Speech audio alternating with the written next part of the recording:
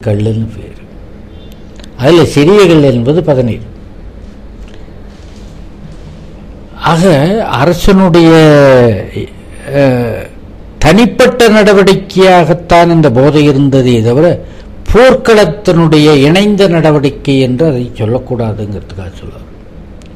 தன்னுடைய சரீர பலத்தினாலே தான் போர் செய்தார்களே தவிர இன்னொரு துணைக்கு அடித்துக் கொண்ட பலத்திலே அவர்கள் போர் செய்யவில்லை. விழுப்புண்ணை பெரிதாக பார்த்தார். அது ரொம்ப சந்தோஷப்படுவார்களாம். நெஞ்சில் என்ன விழுப்புண் என்றால் என்ன? நெற்றியிலே, மார்பிலே, தொடையிலே படுகின்ற புண்களுக்கு விழுப்புண்ணு பேர். ஏன் அங்க படுறத மட்டும் இப்படி விழுப்புன்னு சொன்னார்கள் சொன்னா, நேரா நின்று போர் செய்தால்தான் அந்த இடங்கள் அடிபடும். ஒதுங்கி நின்றால் அந்த இடத்துல அடிபடாது. ராமாயணத்தை கொஞ்சம் ஆழமா ஆராய்ச்சி பண்ணுகிறவர்கள் ஒன்று சொல்லுவார்கள். ராமன் மறைந்திருந்து அம்பு போட்டான், தப்பு பண்ணிட்டான். தப்பு. தாராசுரர் செப்பதுங்களை பார்த்தாதான் தெரியும். மறைந்து நின்னா ஏற்க முழுவதும் தெரியாதபடி நின்றான் என்பது என்னமோ உண்மை. அவனுடைய அம்பு எங்க போச்சுங்கிறத விட்டுதான் விட்டவன் எந்த இடத்துல இருந்தான்னு கண்டுபிடிக்கணும். வாலியினுடைய மார்பில தான் அந்த அம்பு தச்சுது. அப்ப நேரா போட்டு இருந்தா தானே வரும். என்ன அம்பு இப்படி சுத்திக்கிட்டா வரும்? மார்பில விழுந்தது. உமைசால் உலகுக்கெல்லாம் மூல மந்திரத்தை அதுல ராமன் எழுதியிருந்தா, செம்மசேர் நாமம் தன்னை கண்களால் தெரிய கண்டான். அப்படி நம்ப குத்தி இருந்ததுலேயே அவனுக்கு ஒரு சந்தோஷம். நெஞ்சில விழுந்து சாகிறோம், விழுப்புன்னது ரொம்ப சந்தோஷம். அந்த அம்பையும் அப்படி அப்படி பார்த்துக்கிட்டான். அதுல ராமன். ஆக எப்பேற்பட்ட மோஷன் அவனுக்கு கிடைச்சதுனால அப்பதான் அவனுக்கு தெரியுது மூல மந்திரம். அது இந்த உலகத்துக்கு மண்ணுலகத்துக்கு மட்டும் மூல மந்திரம் அல்ல, உலகுக்கு எல்லாம் மூல மந்திரம் அதுதான். ராமநாமத்தை செம்மைசேர் நாமம், அதுக்கு உயர்ந்த, அதை விட உயர்ந்த ஒரு மந்திரம் கிடையாது என்று தெரிந்து கொண்டான். அவன் தெரிஞ்சுக்கிட்டது எப்படியா இருக்கட்டும், விட்டவன் நெஞ்சில தான் விட்டான். ஆக நெஞ்சிலே ஏற்பதுதான் விழுப்புண், நெற்றியிலேயும் தொடையிலேயும் ஏற்பதும் விழுப்புண். ஒரு வீரன் விழுப்புண் படாத நாளை வீணான நாள் நினைப்பான்னு எழுதினார் திருவள்ளுவர். சும்மாவது பிளேட்ல கிரிக்குவாப்புல. அது அவ்வளவு ஆனந்தமான ஒன்றாக கருதுவார்கள். நான் கத்திப்பட்டா சோகம் அல்ல. ஏன்னா ஆப்ரேஷன் கத்திப்பட்டு சரியா வந்து சந்தோஷப்பட்டு டாக்டருக்கு பணம் கொடுத்துட்டு வர்றோம்ல. இது சரீரத்தை சரிப்படுத்துகிறது, அது மனத்தை சரிப்படுத்துகிறது. நம்ம வீரன் என்ற ஒரு அந்தஸ்தை கொடுக்கிறது என்பதனாலே அவர்களுக்கு வழி தெரியாது. அடுத்தது, வீரனுடைய சரீரம் எப்படி இருக்க வேண்டும் என்று நம்முடைய இலக்கியங்கள் சொல்லுகிறது. அவன் நோஞ்சானா இருக்கணுங்கிறத பற்றி எல்லாம் இல்லை. அவன் என்ன தின்னாலும் திங்காட்டி போனாலும் அந்த உடம்பு கல்லாட்டம் இருக்கணும். போர்வைக்கோ பெருநாட்கள்லேயே அவன் வாழ்க்கையே ஒரு வித்தியாசமான வாழ்க்கை. பாவம், அரசனாக இல்லை, அரசனுக்கு தம்பி. அவன் நாட்டுக்காக எவ்வளோ அவமானப்பட்டு துரத்தப்பட்டாலும் ஒளிந்திருந்து நாட்டுக்காக போர் செய்கிறவன். அவனுக்கு ஒரு காதலி நக்கண்ணையார்னு பேர். நாட்டுக்காக அவன் போர் செஞ்சிட்டு இருக்கான். நக்கண்ணையார் மனசு ஒடிஞ்சு போய் வேற ஊர்ல தங்கி இருக்கிறார்கள். அந்த ஊருக்கு பக்கத்துல தான் யுத்தகலம். யுத்தத்தை பார்க்கக்கூடாத பெண். நம்ம பார்க்கறதுக்கு முடியாது, ரொம்ப தூரத்தில் நடந்துகிட்டு இருக்கு. ஆனால் நம்பாலும் யுத்தம் பண்றான். டிவி இருந்தாலும் ரிலே பண்ண சொல்லலாம், இன்னும் வழி இல்லை. இந்த பனைமரத்தை வெட்டி போட்டு ஒன்றுக்கு மேலே ஒன்று வச்சு அது மேலே ஏறி நின்றுட்டலாம். எப்படி ஸ்டேஜ் தயார் பண்ண, அது மேலே நின்றுட்டு பார்க்குறா யுத்தத்தை கண்ணசியா. அவன் யுத்தம் பண்ணுகின்ற அழகு ஆச்சரியத்தை உண்டாக்குது. ஏன்னா பல மாதங்களாக அவன் மறைந்திருந்தவன். என்ன அவனுக்கு சாப்பாடு கிடைச்சது? ஒன்றும் இல்லை. இப்படி விசாரிச்சா அவ, என்னங்க ஏதோ கூடு சாப்பிட்றாரு, கஞ்சி குடிக்கிறாரு. இவ அழுதுகிட்டு இருப்பா, ஐயோ நம்ம ஆளுக்கு இப்படி ஒரு கஷ்ட காலம் வந்துருச்சு, என்கிட்டயாவது வந்து இருந்தா நான் நல்ல சாப்பாடு போடுவேன்,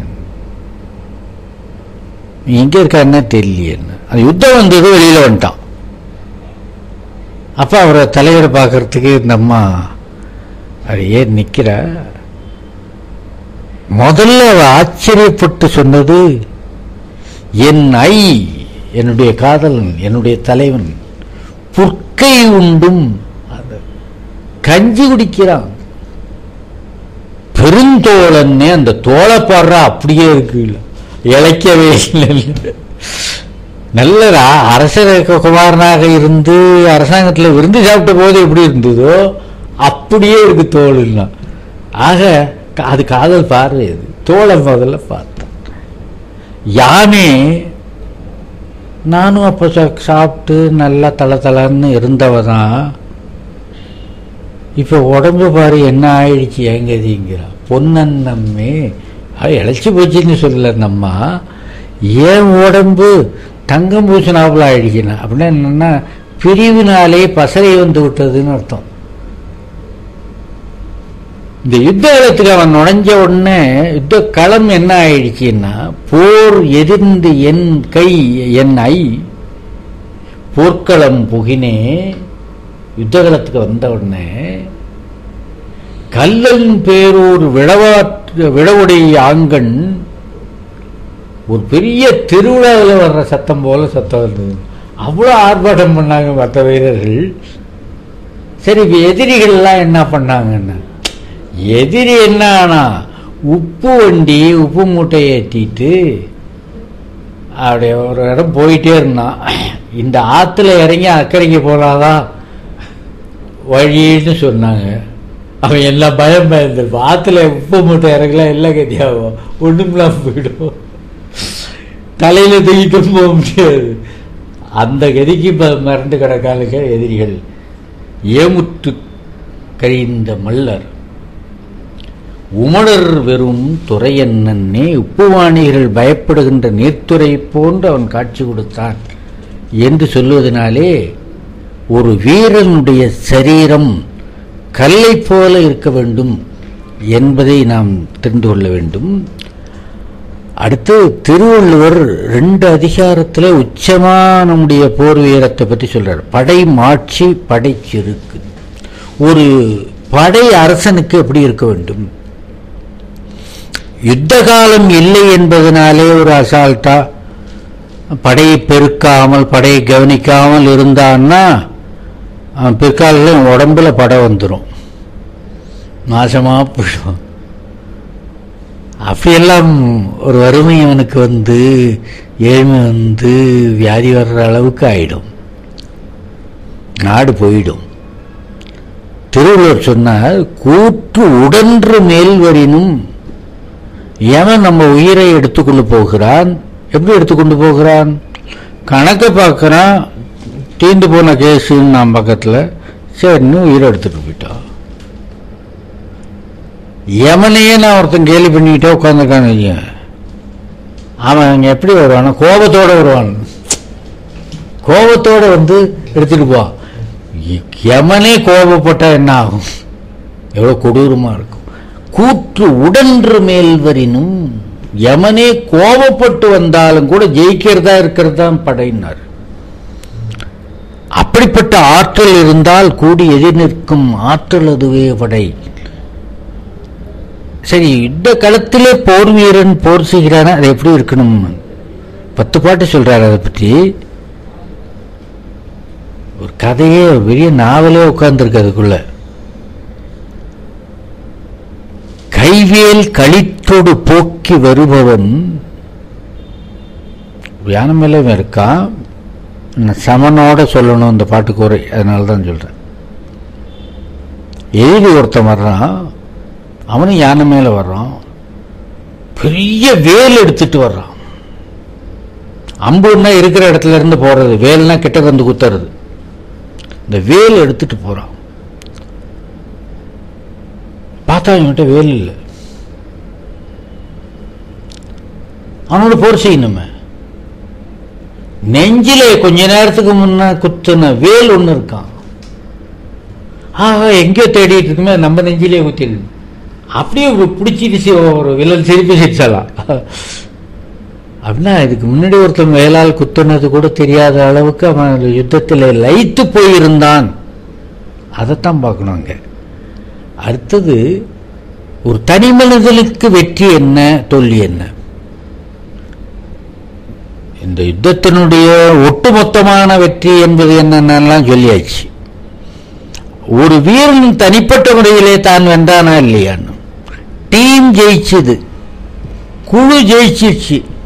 ஆனா இவன் பண்ணது எல்லாரும் திட்டிட்டு இருக்காண்டா, ஒன்னால் தாண்டா இவ்வளவு பாயிண்ட் குறைஞ்சது.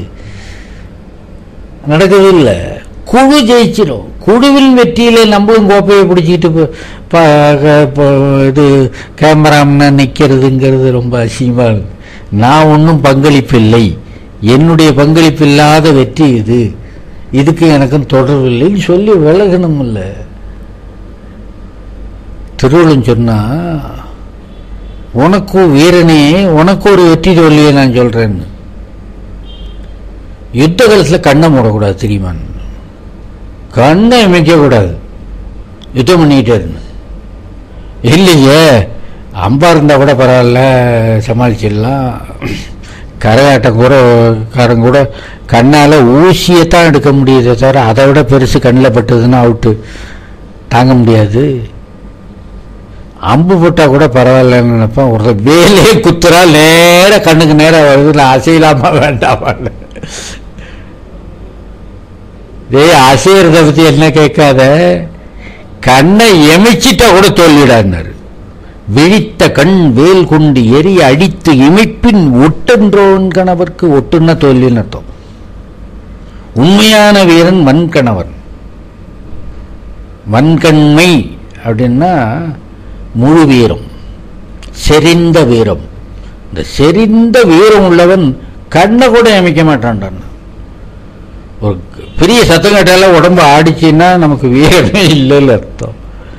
தாங்குதுன்னு சொன்னா கொஞ்சம் வீரம் இருக்குன்னு அர்த்தம். ஒரு பெரிய போராட்டம் நடக்குதுன்னா அந்த இடத்துல போறதுக்கு பயந்தோம்னா வீரம் இல்லைன்னு அர்த்தம்.